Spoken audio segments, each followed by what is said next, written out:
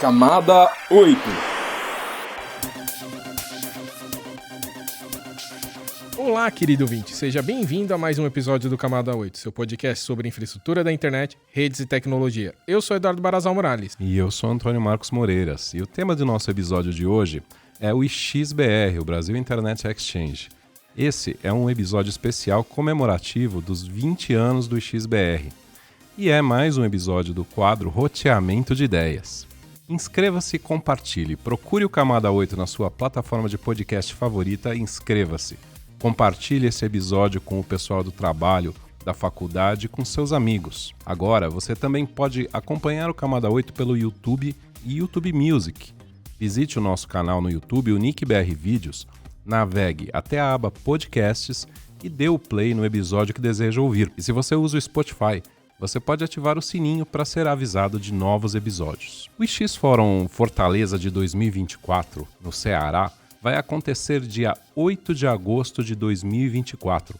Esperamos encontrar vocês lá. Anote também aí a data da Semana da Infraestrutura da Internet no Brasil. Será de 9 a 13 de dezembro de 2024 em São Paulo. E daqui a alguns dias teremos a live intra-rede sobre padrões e protocolos seguros recomendados. Ela será no dia 17 de julho de 2024, às 10 horas, no horário de Brasília. Anote na sua agenda e se inscreva para acompanhar a transmissão ao vivo no nosso canal do YouTube ou Facebook. Os convidados de hoje são Milton Kaoru Kashiwakura, diretor de projetos especiais e de desenvolvimento do NICBR, e Júlio Sirota, gerente de infraestrutura do IXBR no NICBR. Então toca a vinheta e vamos para a entrevista.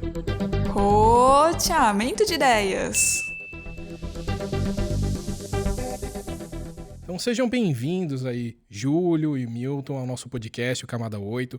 E como já é de costume, a gente pede ali para os nossos entrevistados falarem um pouco de si. Então eu queria saber quem é o Milton Kashiwakura e quem é o Júlio Sirota. Milton Kaoru Kashiwakura, diretor de projetos do NICBR. Estou aqui desde 2004. Vocês vão ver que 2004 é uma data importante aí, são 20 anos atrás. Antes de vir trabalhar para cá, trabalhei um bom tempo na Universidade de São Paulo, trabalhei na FAPESP, aí também em um grande provedor de acesso. E depois acabei chegando aqui no NIC. Meu nome é Júlio Sirota, eu sou gerente de infraestrutura do IXBR, trabalho no NIC há 10 anos. Um pouquinho antes de eu ser contratado, eu fiquei 1 ano e meio aí como consultor, fazendo alguns estudos. E antes do NIC, estudei na USP, eu e o Milton, a gente foi colega de turma, também trabalhei na USP, conheci o Demi em 1979, ele ainda não tinha, acho que nenhum cabelo branco. Mas já era careca. Já era. Já era careca. Quando eu saí da USP, o Milton pegou minha herança lá para continuar tocando os projetos.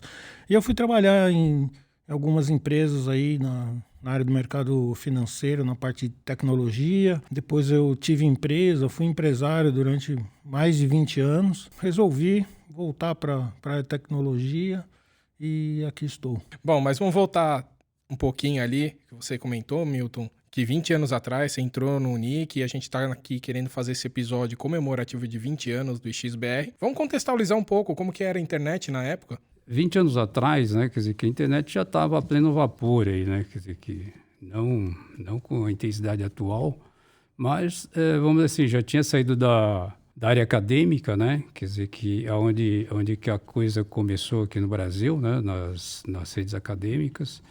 Aí, mais ou menos lá, 95 mais ou menos, é quando foi aberto aí para que as empresas pudessem explorar a internet, teve acesso aí à internet por parte do público, Já teve, vamos assim, toda aquela evolução, porque no começo usava-se simplesmente e-mail e transferência de arquivo, que eram os principais aí serviços, mas já em 2004 já tinha web, já tinha um monte de serviços já disponíveis aí que atraía, vamos assim, o público geral.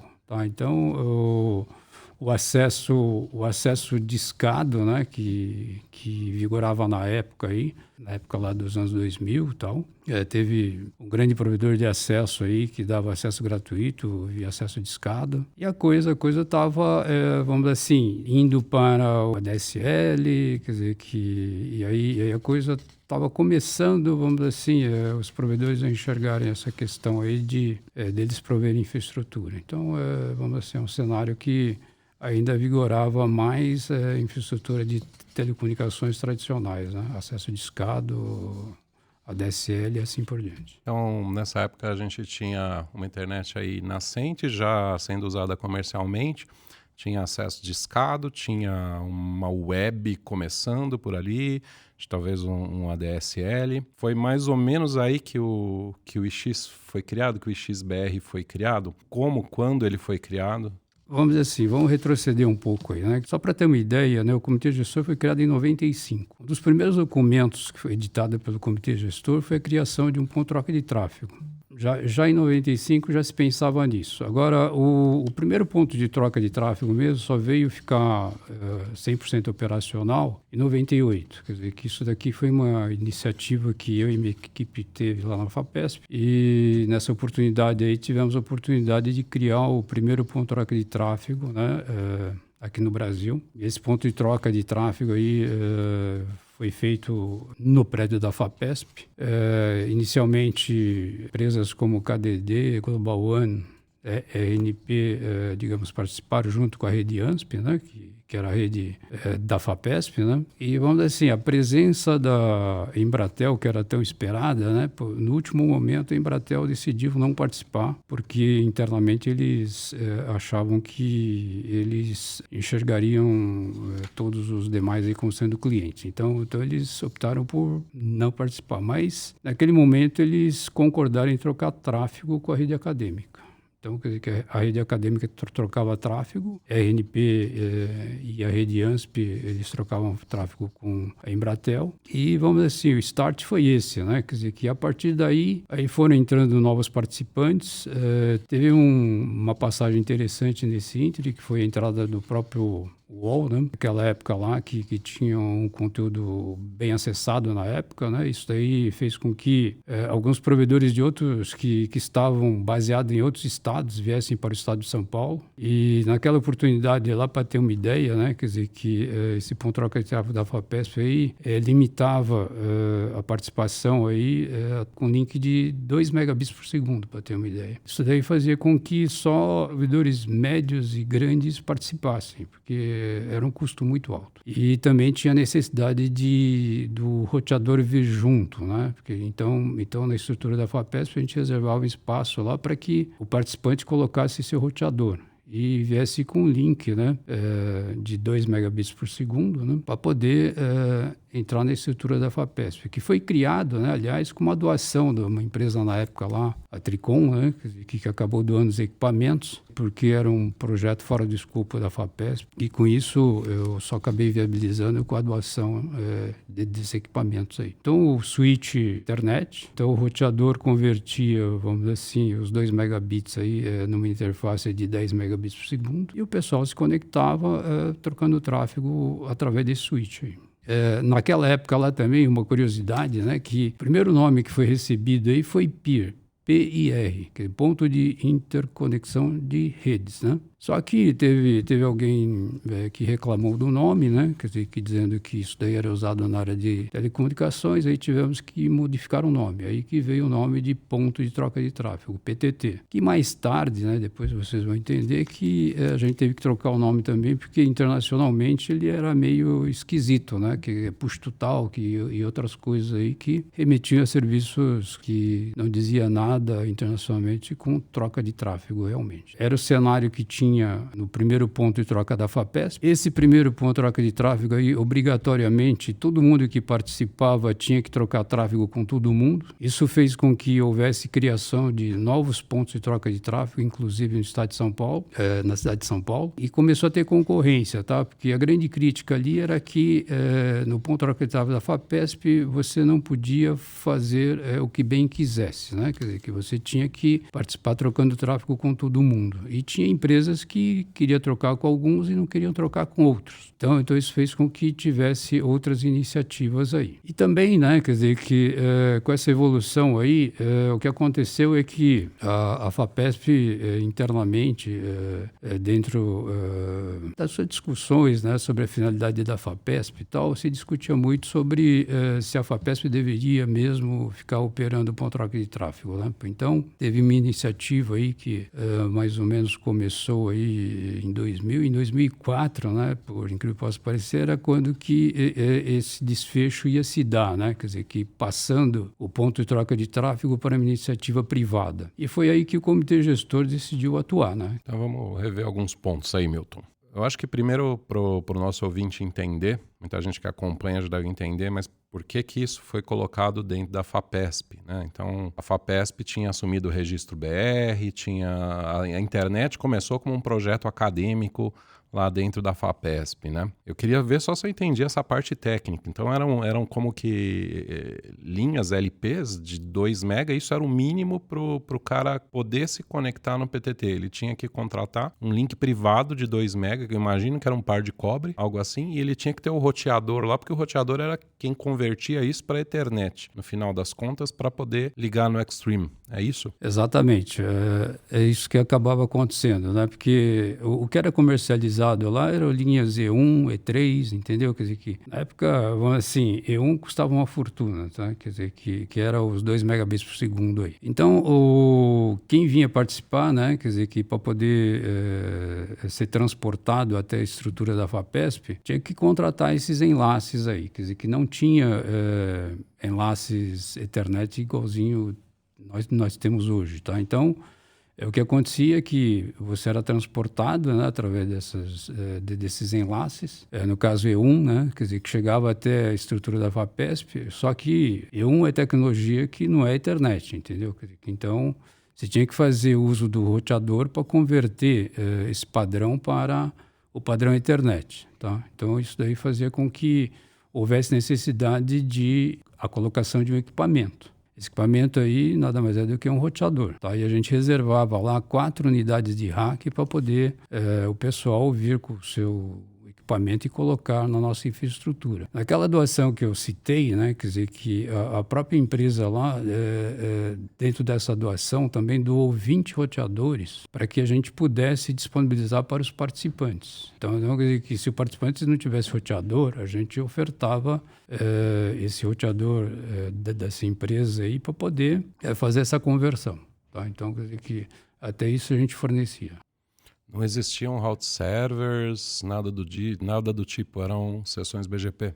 Não, route server é uma coisa já mais recente, quer dizer que na época lá era tudo, vamos dizer assim, toda a troca de tráfego se dava configurando todos os participantes. Mas só para entender um pouquinho, então todo mundo tinha que estar com um roteador próximo desse ponto de conexão. Tinha que estar lá no rack de vocês, não podia estar com uma conexão distante. Era uma necessidade da época. Por causa que o próprio Ethernet, né, tinha suas limitações, né, e o switch era para cabo UTP. Tá? Então, não quer dizer que você tinha que ter uma mídia que convertesse aquilo que chegava numa mídia que era Ethernet cabo UTP. Uma coisa que eu achei interessante foi você citar os primeiros participantes aí, citar essa dinâmica da Embratel não querer trocar tráfego lá, não querer participar, e de quando entrou um cara que tinha conteúdo ter atraído outros players, outros provedores para entrar, que são dinâmicas que a gente tem até hoje nos PTTs, né? Então, é engraçado que isso vem desde o comecinho. É interessante, né? Porque essas empresas que eu acabei citando aí são as grandes empresas chamadas de incumbents hoje, né? Exceto a Embratel, né? Quer dizer, mas as demais, eles entendiam também que iam ter redução de custo, né? Nessa abordagem. O comitê gestor, né, quer dizer, que entendeu que o ponto de troca de tráfego não podia ficar numa iniciativa privada. Decidiu agir, né, e propôs a criação de um novo ponto de troca de tráfego, né, para essa aprovação aí se deu em fevereiro de 2004. O próprio Nick aqui, né, quer dizer que na época eu não estava aqui, tá, pessoal? Quer dizer que eu só cheguei depois. Na época lá, vamos dizer assim, em 3 de junho de 2004, foi mandado um e-mail para a lista GTR, dizendo sobre a criação do novo ponto de troca de tráfego em 2004. Um mês depois, né, quer dizer, que em 3 de julho, estava operacional. Agora, o site do, digamos, PTT-BR, né, do ponto de troca de tráfego, aí, na época recebeu esse nome aí, só veio a ficar operacional no final de setembro, já com a entrada da OptiGlobe. Só para entender, né, quer dizer, que o modelo de 2004, quando o comitê gestor sugere a criação do ponto de troca de tráfego, algumas pessoas, incluindo o Fred, se não me engano, Nelson Simões e tal, eles visitaram algumas estruturas aí a nível internacional. Acharam muito interessante a estrutura de Seattle, o Seattle Internet Exchange, né? Que tinha uma estrutura distribuída, tá? Quer dizer, que ele agregava os diversos pontos de troca de tráfego numa localidade numa estrutura única. É o que foi tentado aqui, tá? Então, quer dizer que em 2004, o que foi feito criou-se a estrutura de ponto de troca de tráfego do comitê gestor, tá? Convidou as empresas que já estavam operando o ponto de troca de tráfego em 2004, no caso a OptiGlobe, né, com o seu Optics. A OptiGlobe topou, o saudoso Fernando Kraher aí foi o engenheiro responsável pelo lado da OptiGlobe. Já em 2004, eles contrataram uma fibra para poder ligar a nossa estrutura aqui e anunciaram aos participantes que aquilo que eles estavam ofertando gratuitamente já não podia ser ofertado gratuitamente porque essa fibra tinha custo. Colocaram um preço simplesmente para cobrir o custo dessa fibra. Então, o switch, né, quer dizer, que fazia parte da estrutura do ponto de troca de tráfego do, digamos, PTT Metro, né, e nasceu, vamos dizer assim, com a estrutura que está nesse prédio aqui do NIC-BR, né, ligado à estrutura da OptiGlobe e mais a estrutura da USP. Tá? Então, a USP recebeu lá o PIX, né, para poder interconectar as instituições de ensino, né, e também a parte de governo. Quer dizer, que então tudo que era governo, instituições de ensino, tudo ia se conectar na infraestrutura da USP. E os demais podiam se conectar na estrutura do NIC ou na estrutura da OptiGlobe. Milton, eu queria reforçar alguns pontos aqui que eu acho que você citou coisas muito interessantes. Você falou lá do PTT da FAPESP, que foi criado em 98, e depois a FAPESP entendeu que não cabia a ela gerir um PTT e aquilo foi privatizado. Foi criado um PTT privado, PTT gerido pela iniciativa privada a partir daquele primeiro PTT. Mas quando o pessoal estava fazendo os estudos para criar um PTT de um projeto do Comitê Gestor da Internet, o pessoal foi visitar o PTT de Seattle, o Seattle Internet Exchange. Quer dizer que já existiam outros PTTs aí mundo afora. Isso não é uma invenção na internet aqui do Brasil, alguma coisa muito exclusiva nossa. Então, eu acho que esse é o primeiro ponto interessante aí. E o segundo ponto, você falou que a OptiGlobe já tinha também um PTT operando, e quando veio essa ideia de se criar o PTT do Comitê Gestor, se quis seguir esse modelo de Seattle, de interligar todos os PTTs e ter uma matriz de troca de tráfego única, então se negociou com a OptiGlobe para ela entrar no PTT. Eu entendo que ela foi um dos primeiros PICs aí do PTT, né, com a nomenclatura que a gente usa hoje, assim como a USP, assim como o ponto central, que eu imagino que era aqui no próprio prédio do NIC-BR. Então também existiam outros PTTs já, além desse PTT da FAPESP, aqui em São Paulo. Existia algum outro além da OptiGlobe? No Brasil existiam outros PTTs? Como que estava essa situação? Então, vamos responder por partes aí, né? Quer dizer que ponto de troca de tráfego existe já há bastante tempo, né? Quer dizer que, só para ter uma ideia, né? Quer dizer que a internet, né, nasceu lá um projeto lá da DARPA, né? Quer dizer, que é a Rede de Defesa Americana. E, vamos dizer assim, evoluiu aí para uma rede lá da National Science Foundation. E quando essa rede aí, né, ela foi passada, vamos dizer assim, para a área comercial, né, esse descomissionamento daquela rede da National Science Foundation, né, para poder passar para a iniciativa privada, para que não tivesse um monopólio, né, quer dizer, que quando passou para as várias empresas que estavam interessadas, eles obrigaram a criar nos Estados Unidos 5 pontos de troca de tráfego, né, que foi chamado NAP, né, Network Access Point, e que essas empresas tinham que trocar tráfego nessas localidades. Justamente para não ter monopólio. Então, essas empresas que assumiram a rede da National Science Foundation, NSFNet, elas foram obrigadas a trocar tráfego nessas estruturas aí que eram chamadas de NAP. Esse termo aí, quer dizer, que ela foi abandonada porque os NAPs eram administrados por empresas privadas. Essa rede da NSFNet, né, que foi passada para as empresas, as operadoras de telecomunicações na época, né, que acabaram assumindo a parte de internet, né, no caso aí, para que não houvesse monopólio, né, foi passada para várias empresas. Essas empresas foram obrigadas aí a trocar tráfego nesses Network Access Points, né, que são os equivalentes aos pontos de troca de tráfego existentes aí. Tá, então já o conceito de ponto de troca de tráfego já existe desde o nascimento da internet comercial. O que aconteceu é que, vamos dizer assim, a necessidade, né, de ponto de troca de tráfego, ela se dá principalmente para poder manter o tráfego local, tá? Então, se você imaginar que aqui no Brasil, essas empresas que fizeram parte do primeiro ponto de troca de tráfego aqui no Brasil, elas, para poderem fazer com que seus clientes se comunicassem, a troca de tráfego entre essas redes aí ocorriam lá nos Estados Unidos, porque essas empresas, elas tinham conectividade, né, o acesso à internet via Estados Unidos, tá, ok? Porque eles contratavam enlaces, contratavam empresas de trânsito, né, americanas, empresas diferentes normalmente, e eles iam até Estados Unidos para poder fazer essa troca de tráfego. A rede acadêmica, a mesma coisa, contratava enlaces até os Estados Unidos e lá, digamos, contratava o acesso à internet. No caso lá era um acesso à internet aí, ligado às redes acadêmicas, tal, que acabaram também migrando aí para as redes comerciais. Tá? E tudo isso acontecia lá fora, quer dizer, que o fato da gente montar o ponto de tráfego aqui é para manter o tráfego local, quer dizer, que então a primeira vantagem que teve ao ter essa troca de tráfego foi eliminar essa necessidade de subir até os Estados Unidos e trocar tráfego lá. O ponto de troca de tráfego já está aí há bastante tempo. Agora, aqui no Brasil, né, Moreira acabou perguntando aí se em 2004 só tinha esse ponto de troca de tráfego. Não, já tinha, além da OptiGlobe, né, já tinha ponto de troca de tráfego já no Rio de Janeiro, já tinha ponto de troca de tráfego em Brasília, já tinha ponto de troca de tráfego. Tanto é que o projeto do PTT Metro já nasce com 3 cidades, que são São Paulo, Rio de Janeiro e Brasília. Que ela não nasce só na cidade de São Paulo. Quer dizer, o projeto PTT Metro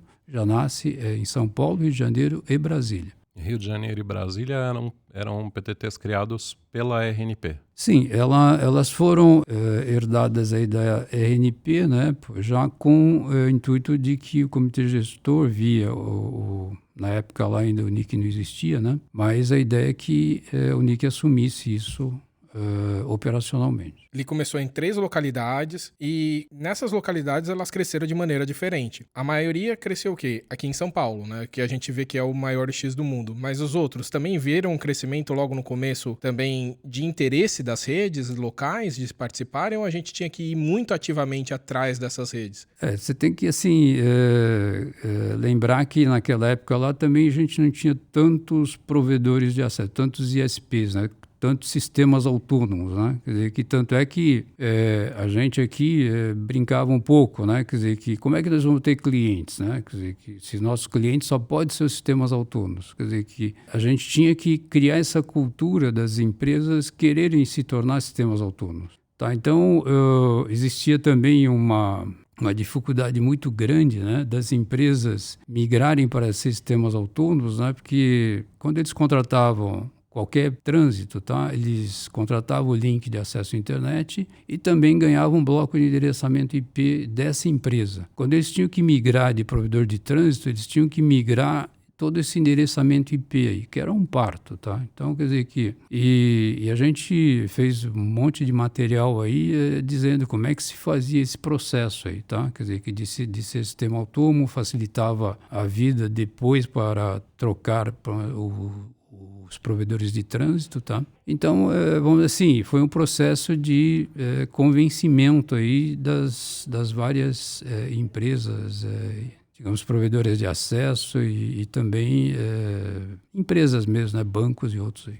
Mas aí a gente viu que o crescimento de São Paulo foi muito maior do que nas outras localidades, né? Você acha que tem um motivo que foi mais regional aqui em São Paulo devido à economia aqui de São Paulo? Tinha mais provedores de internet aqui em São Paulo? Isso é uma pergunta interessante, né? Porque se você olha assim, as empresas internacionais que vinham prover trânsito aqui no Brasil, né?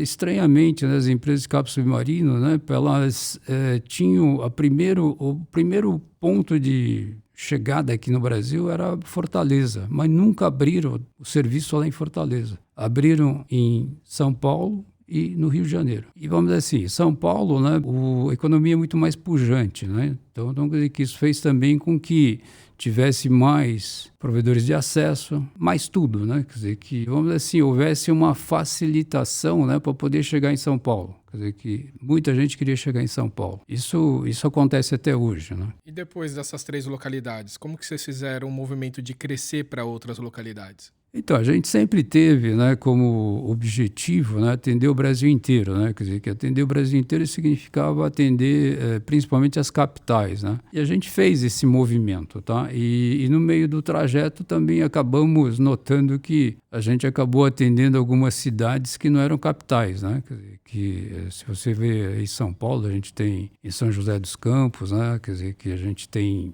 Campinas. Se você olhar o estado do lado do Paraná, tem Londrina, né? Quer dizer que Foz do Iguaçu, você vê lá outras cidades, né? Quer dizer que acabam sendo atendidas aí via esse projeto aí. Quer dizer que não só as capitais, né, como também outras localidades aí foram atendidas, né? Mas se você observar, né, são as localidades que têm mais economia mais pujante, tem mais quantidade de pessoas, quer dizer, localidades que têm mais provedores de acesso, quer dizer, que têm mais sistemas autônomos. Que a gente só vai estar em locais que tem mais do que 3 sistemas autônomos. Essas localidades escolhidas aí tinham essas peculiaridades aí. E a gente espera concluir, né, esse trabalho aí de atender todas as capitais ainda esse ano, tá? Então, quer dizer que a gente está nos finalmente aí, faltando 2 estados, tá? Então, a gente vai acabar atendendo aí, muito provavelmente esse ano é que a gente consiga. Não, só queria fazer um comentário, que assim, acho que é importante a gente frisar aqui que o modelo de pontos de troca de tráfego, né, que o projeto PTT Metro definiu, são pontos de troca metropolitanos, tá? Ou seja, eles interconectam redes que estejam numa região aí de 60, 80 quilômetros, tá? E os pontos, eles não são interconectados. Então, o Milton falou, foi criando aqui, ali e tal, mas é só para prover a troca de tráfego regional, ali, metropolitano. Já nem lembrava que o Júlio estava na entrevista também, mas daqui a pouco o Júlio vai falar pra caramba. Eu queria que vocês comentassem um pouco sobre a relação entre esse crescimento dos PTTs ou essa criação de novos PTTs se espalhando pelo Brasil e o crescimento do número de sistemas autônomos, do número de provedores aqui. Estou olhando aqui os dados em 2008, a gente tinha menos de 1.000 sistemas autônomos,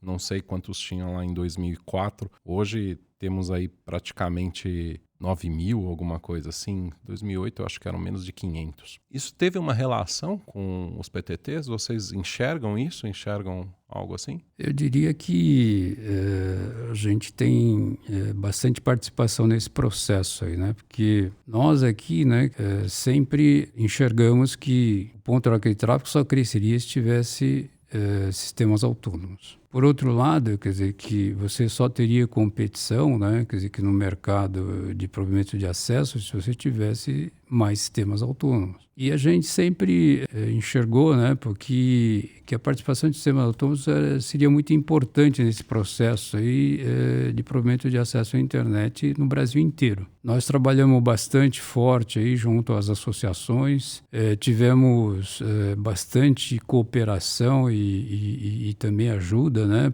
tanto das associações como das próprias empresas, né, quer dizer que as empresas mesmo também ajudando a convencer outras empresas a serem sistemas autônomos, né, falando sobre as vantagens. Então, quer dizer que houve um entendimento de que ser sistemas autônomos seria muito bom, né? E assim, eu diria que eu estava um pouco angustiado, né? Naquela época que tinha lá o acesso de escada, porque o acesso de escada, para mim, primeiro, era uma preocupação muito grande, né? Porque todo o acesso estava na mão das grandes operadoras que faziam acesso de telefonia. Qualquer coisa que você fizesse caía na estrutura deles. Tanto é que, na época lá que, antes de vir para cá, trabalhava no operador de acesso, tentava melhorar a qualidade para os clientes da empresa. O que acontecia é que não só melhorava o acesso dos clientes da minha empresa, como também das demais empresas, porque as operadoras não conseguiam fazer um negócio único, entendeu? Quer dizer, então, que a reclamação que a gente tinha para melhorar o acesso para os nossos clientes, melhorava também o acesso para os clientes dos adversários, porque não era isso que a gente queria, a gente queria melhorar só o nosso, tá? Mas assim, abrindo parênteses, tá? E isso daí fazia com que todo o provimento de acesso se desse através de estrutura dessas grandes operadoras aí. Até que a tecnologia mudou, né? E graças a Deus que a tecnologia mudou, e isso fez com que os provedores de acesso vissem oportunidade deles construir as suas próprias redes. Eu acho que isso daí que é o que alavancou, vamos dizer assim, também o nascimento de várias empresas, o pessoal também se motivar a investir, construindo redes. Se você for ver aí, hoje a grande maioria aí constrói redes dando acesso de fibra, entendeu? Quer dizer, que isso daí foi, para mim foi assim, fantástico. Sem isso, né, sem essas tecnologias aí que acabaram evoluindo, os custos ficaram reduzidos. É assim, quer dizer que o nascimento de empresas aí provendo acesso à internet foi gigantesco nessa época aí, porque todo mundo incentivando, tá? Então, e o sucesso de um, né, ia, digamos, contaminando outros. E nós aqui no Ponto Arco de Tráfego mesmo, na hora que vinha um novo participante se conectar aqui, de repente o cara se conectava com aquele tráfego que falei, nossa, tem tudo isso de tráfego. Quer dizer, para nós era surpresa, tá? Que tinha empresas que a gente desconhecia que tinha tanto volume de tráfego assim. Tá? Então, eu acho que esse incentivo da criação de sistemas autônomos aí foi bastante importante aí. E eu vou puxar a sardinha aqui para o meu lado um pouco. Vou falar também, lembrar que de 2008 para cá, quando o PTT já estava em pleno crescimento, a gente aqui no NIC, a gente viu a questão da dificuldade técnica que alguns tinham, alguns provedores tinham, alguns desses sistemas autônomos tinham. E quando a gente começou com as capacitações de PV6, a gente embutiu lá no curso de PV6 boas práticas de BGP. Então, ia no combo, né? A gente chamava de curso de PV6, mas tinha como se conectar ao PTT, como fazer o BGP de forma correta e tal. Espero eu que isso também tenha colaborado. Eu queria fazer um gancho, Milton, antes de deixar você comentar, e fazer um gancho com a questão que o Júlio levantou. O Júlio enfatizou agora que os PTTs são metropolitanos, são regionais, são planejados para atender um raio de 80 quilômetros ou pouco mais, ou pelo menos a infraestrutura própria do PTT, ela está dentro desse raio. Empresas podem estar ali próximas ou numa região um pouquinho até mais afastada, mas ela tem que se interligar nessa estrutura regional, e essas infraestruturas não se falam entre si. Mas a gente vê o crescimento de certos PTTs aqui no Brasil que passaram a ser atrativos, passaram a ter participantes vindos de muito mais longe, né? E eu queria que vocês comentassem um pouco isso. Como que se deu, por exemplo, nesse contexto de crescimento de número de provedores, de crescimento de número de AS, de criação de outros PTTs, por que alguns PTTs, parece que uma bola de neve, assim, fizeram explodir, como foi o caso de São Paulo, depois Rio de Janeiro, hoje em dia Fortaleza, Porto Alegre? Por que eles têm essa abrangência nacional, enquanto outros estão com uma abrangência, com um raio de atração, vamos dizer assim, mais restrito? Interessante aí, né? Quer dizer, que é um processo, né? Quer dizer, a vinda de empresas que geram atratividades, né? Então, só para entender um pouquinho essa frase aí. Se você for ver o provedor de acesso, né, aquele que dá o acesso ao usuário residencial, ele busca, de certa maneira, baratear seus custos, né? Quer dizer, o que esses custos são? E basicamente é trânsito internet, né? Quer dizer, que o trânsito internet, ele acaba crescendo na medida que você tenha mais conteúdos, né? Quer dizer, e quanto mais conteúdos tiver, mais usuários atrai. Só que se esses conteúdos estiverem no ponto de troca de tráfego, você não vai precisar pagar tanto trânsito assim, né, para poder prestar o serviço de acesso à internet, porque uma boa parte vai estar no ponto de troca de tráfego. Então, a participação desses conteúdos, né, nos pontos de troca de tráfego fez com que os pontos de troca de tráfego tivessem atratividade, né, e os conteúdos, né, acabaram vindo, principalmente na estrutura de São Paulo. Geralmente vinha primeiro na estrutura de São Paulo, depois na do Rio de Janeiro, e depois algumas colocaram estrutura em outras localidades, mas várias paravam por aí, tá? Então, e vamos dizer assim, né? Quer dizer que o que Moreira citou, né? Quer dizer que tendo essa atratividade, quer dizer que muitas empresas vinham participar, mas só que muitas empresas tinham dificuldade em se conectar ao ponto de troca de tráfego. Então, os cursos que o Moreira citou foram importantíssimos porque capacitava essas empresas aí, né, tecnicamente, a configurar as suas redes para poder se conectar ao ponto de troca de tráfego, a passar pelo processo de quarentena que o ponto de troca de tráfego exige, né, que passe, né, quer dizer que você tem vários testes a serem feitos antes da gente realmente colocar em produção, digamos, conectar essa rede que está vindo, né, na estrutura que está operacional, tá? Então, quer dizer que justamente para poder preservar a estrutura. Tá, então quer dizer que ele tem que estar de acordo com o status compliance aí. Então, o curso que o Moreira citou fez com que todas essas redes aí tivessem capacitação para isso. Foram feitos vídeos. Então, esse processo aí foi bastante importante aí para poder facilitar, vamos dizer assim, esse entendimento aí de como se deve conectar ao ponto de troca de tráfego. Então, vencida essa barreira, né? Quer dizer que hoje em dia aí, quer dizer que essa dificuldade aí já não é nem tanto assim, né? Mas vários anos atrás aí foi, tá? E essa cultura aí foi amplamente difundida, né? Então, hoje em dia está muito mais tranquilo, quer dizer que a gente não vê os participantes chegando tendo tanta dificuldade assim, quer dizer que então acho que os cursos aí têm feito um excelente papel. O Brasil, né? Nessas estruturas aí tem vários tamanhos. Então, como o Moreira citou, né, quer dizer que São Paulo tem uma estrutura gigantesca, hoje é considerado o primeiro no mundo em número de participantes e também em tráfego, né? Ou seja, não tem para ninguém, né? Quer dizer que aí você tem lá a estrutura do Rio de Janeiro, a estrutura de Fortaleza, né? Porque que acaba se situando também entre os 10 maiores do mundo aí. Assim, em termos de volume, né? Nós estamos, vamos assim, equiparáveis aí aos principais pontos de tráfego do mundo. O que acontece é que a gente não consegue atrair os provedores de conteúdo para as localidades menores. Isso é um grande desafio. E aí que a gente está apostando aí no projeto do OpenCDN, que é um projeto aí que tende a facilitar, vamos dizer assim, a colocação de caches dessas empresas de conteúdo nessas outras localidades. Agora eu queria fazer uma pergunta, eu acho que vai envolver o Júlio também, porque a gente queria saber também quais foram as mudanças técnicas que foram feitas ao longo dos anos, né? Você comentou que no comecinho se trabalhava com os roteadores dentro lá do data center, né? O participante tinha que trazer o roteador, aí conectava no Extreme do Moreiras, né? Que na verdade era um switch ali, que podia ser de qualquer outro fabricante.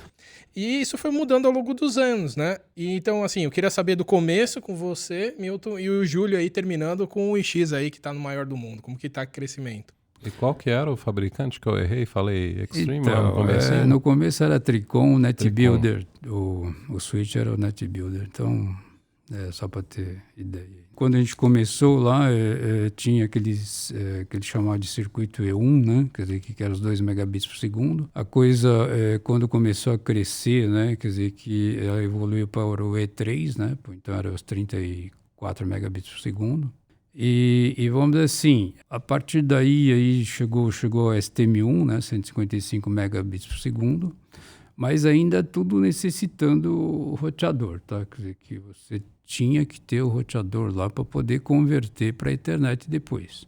Porque todos esses circuitos aí, disponibilidade de transporte aí, tinha que ter conversão. Aí depois começou a surgir aí os Ethernets, né? Quer dizer, os transportes via Ethernet. Então, os transportes Ethernet aí baixaram os custos, facilitou a vida da vinda de vários provedores de acesso, provedores de conteúdo também. Quer dizer, que então, assim, quer dizer que a mudança de tecnologia fez com que facilitasse e barateasse o custo para poder chegar até a estrutura do ponto-troca de tráfego. Hoje aí a gente está com a quantidade de interface de 10 GB baixando, interface de 100 GB mantém aí, mas interface 400 começando, né, Júlio? Então, assim, vamos por partes, né? Eu só complementando um pouquinho a pergunta anterior aí sobre crescimento, eu acho que tem um fator muito importante aqui no nosso meio ambiente, é a questão dos provedores de transporte.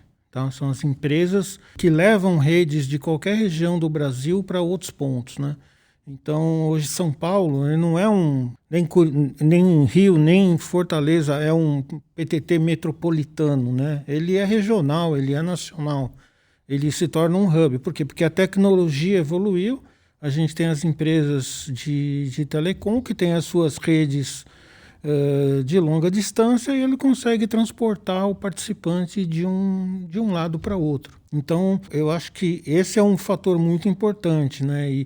E quando você se conecta ao ponto de troca de tráfego, numa única conexão, você vai ter o acesso a todos os outros participantes que estão ali presentes, né, nessa rede. Sobre a questão assim dos equipamentos, né, eu acho que é importante a gente frisar que a gente tem hoje 36 pontos de troca de tráfego de tamanhos bastante diferentes. O ponto de troca de tráfego ele muda, vamos dizer assim, ele é uma criança, ele se torna aí um adolescente, um adulto, à medida que você passa a ter uma estrutura maior e principalmente quando você passa a ter mais de um ponto central, onde você precisa ter mais inteligência, você precisa ter mais mobilidade, você precisa tomar algumas decisões aí do ponto de vista operacional que uma rede Ethernet pura, que a gente chama de uma rede L2, né, que simples atende, né? Então hoje, se a gente pegar os nossos PTTs aí pequenos e médios, a gente vai ter uma rede L2 simples, que é um switch grandão. Tá? É um switch que a gente vai estendendo ele, né? Vai colocando outros switches junto, e aí você passa a ter uma rede grande. Quando você já precisa ter múltiplos pontos centrais, você precisa ter múltiplos caminhos para você atingir outros pontos, aí você já precisa utilizar, no nosso caso a gente usa MPLS e VPLS atualmente, que é uma tecnologia que você põe uns labels, né, nos pacotes e a rede sabe como encaminhar isso. Tá? Então ela procura caminhos, ela sabe como fazer isso. A coisa cresce, vai crescendo e a gente vai tendo que procurar novas soluções, novas tecnologias, soluções para atender o nosso tamanho, né? Então, acho que São Paulo realmente assim, é uma rede bastante desafiadora do ponto de vista tecnológico. E na visão de vocês, quais foram os maiores desafios enfrentados ao longo dos anos no XBR? Foi a questão da interface de 40 GB, Black Hole? O que vocês acham aí? Brincadeiras à parte, queremos saber mesmo quais foram os desafios. Eu diria assim, o pessoal pensa que o X nasceu, cresceu e foi tudo mil maravilhas, né? Eu diria assim, né? Quer dizer, que tivemos alguns cenários aí, né? Que nos preocupou aí durante o trajeto, né? Principalmente citando aí, né, quer dizer que lembra, né, que em 2004, quer dizer que o Comitê Gestor aprova a criação do PTT Metro, projeto PTT Metro, que depois acabou virando XBR, né, para poder justamente ter o ponto de troca de tráfego que fosse neutro, né? Que a administração desse ponto de troca de tráfego fosse neutro. Só que a gente sempre teve concorrência, né? Não significa que aqui no Brasil não tivesse ponto de troca de tráfego. E vamos dizer assim, aquele ponto de troca de tráfego que migrou a partir da FAPESP, entendeu? Quer dizer, que obviamente continuou operando e teve a sua vida. ela só se juntou ao PTT, ao projeto PTT Metro, 10 anos depois. Nesses 10 anos aí, teve um período de bastante concorrência. E esse período aí a gente teve que trabalhar bastante forte, não que a gente já não trabalhasse, tá? Para poder, vamos dizer assim, estarmos à frente aí, estarmos realmente crescendo, né? E obviamente, quer dizer, que essas concorrências aí, quer dizer, que elas a gente sentiu ameaça principalmente por causa dos conteúdos, né? Quer dizer, que a gente teve que batalhar bastante pelos conteúdos. O fato dos conteúdos entenderem como é que o projeto funcionava, como é que a gente operava, tudo, foi importante, tá? Para podermos crescer e chegarmos ao ponto que estamos hoje, tá? Grandes empresas, né, que na sua tomada de decisão, quer dizer, que nos considerar para poder, naquele momento que a matriz de troca de tráfego que ela não estava tão sacramentada assim, tá? Ela pudesse ser considerada por essas empresas aí. Então, a gente sofreu, sim, algumas ameaças aí. Nesse processo aí também, né, de aprendizado, né, lembra que o ponto troca de tráfego da FAPESP, a gente falava que obrigava todo mundo a trocar tráfego com todo mundo. Já na estrutura do projeto PTT Metro, a gente falou, não, cada participante, né, vai poder fazer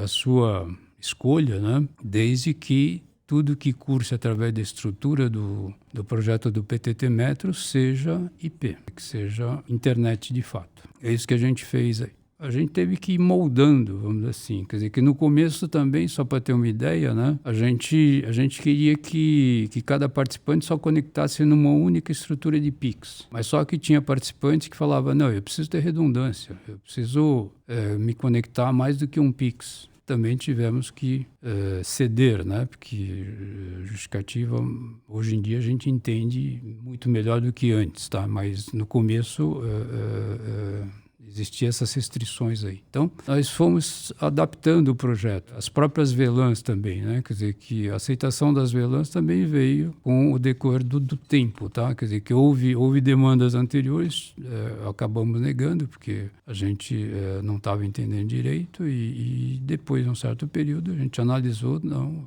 vamos atender as VLANs aí.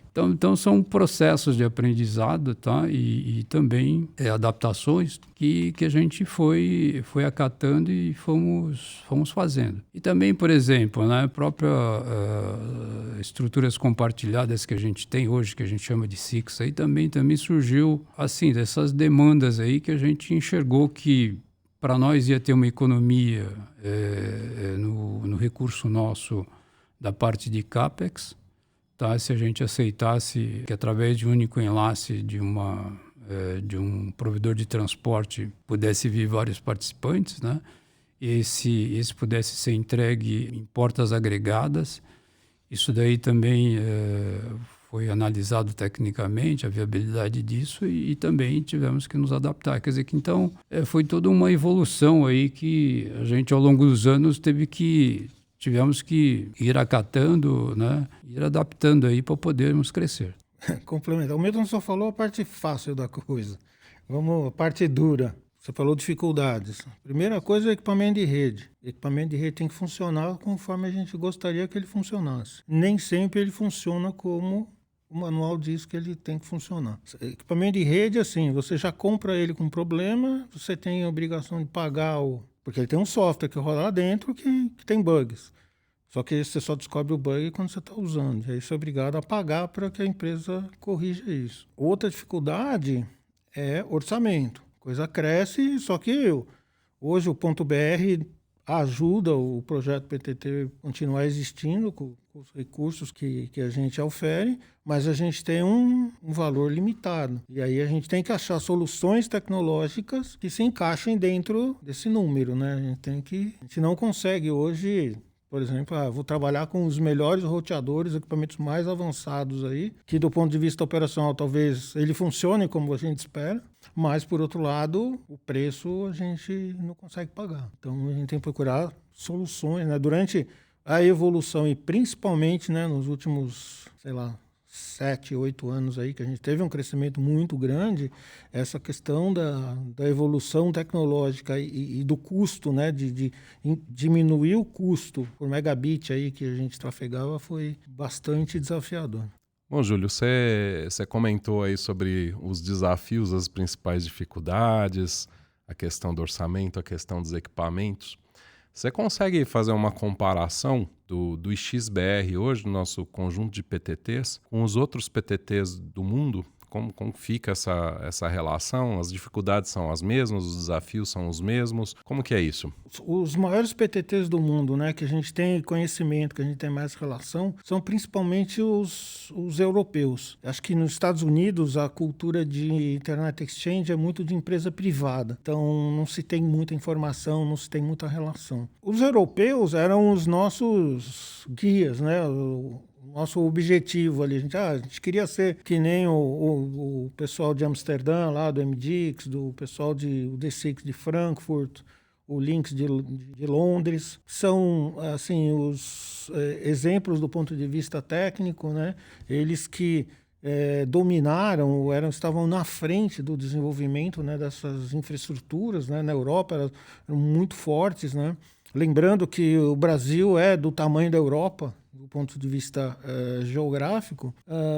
Em 2011, 12, sei lá, a gente era 10 vezes menor do que o MDX, por exemplo, que era o maior na época lá de Amsterdã. Com o passar do tempo, a gente foi crescendo, principalmente o número de participantes. A gente chegou a ultrapassar esses outros Internet Exchanges por conta do aumento do número de participantes, do número de conteúdos e principalmente o número de SPs. Acho que desde 2014, mais ou menos, a gente já era do mesmo tamanho deles em termos de número de participantes.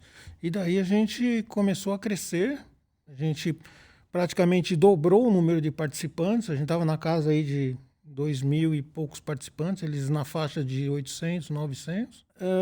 Mais recentemente, aí, na época da pandemia, a gente ultrapassou eles em volume de tráfego. Não sei se foi bem no começo da pandemia ou no meio da pandemia, e a gente continuou crescendo, né? E hoje a gente é na faixa aí de uns 20% a 25% maior do que o D6, que é o menor, que é o segundo colocado. Tudo isso graças aí ao volume de ISPs e o volume de conteúdo, né? A gente sempre teve eles como balizadores e, felizmente, a gente conseguiu crescer aí e ter uma posição hoje bastante respeitada aí no mundo.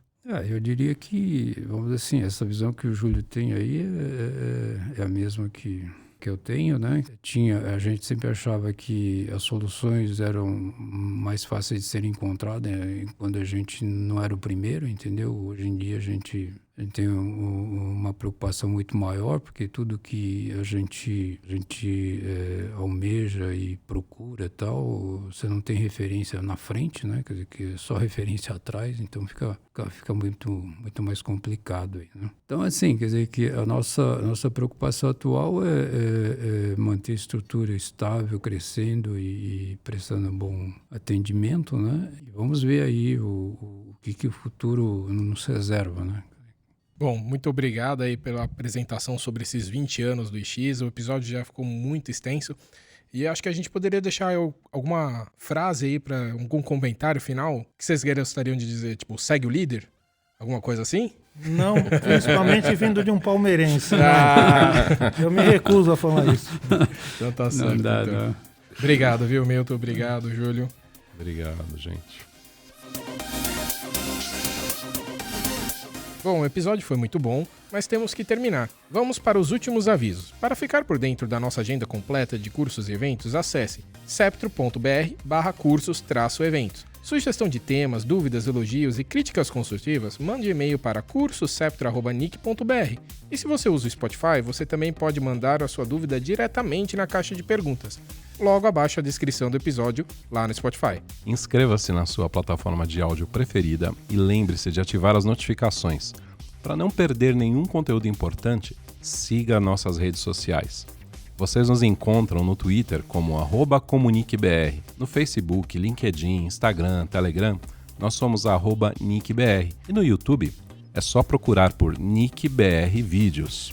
Esperamos que você tenha gostado do episódio e qualquer problema é culpa da Camada 8. Até mais! Até mais, pessoal. E essa é mais uma das iniciativas proporcionadas pelo Registro de Domínios.br. Registre o seu .br.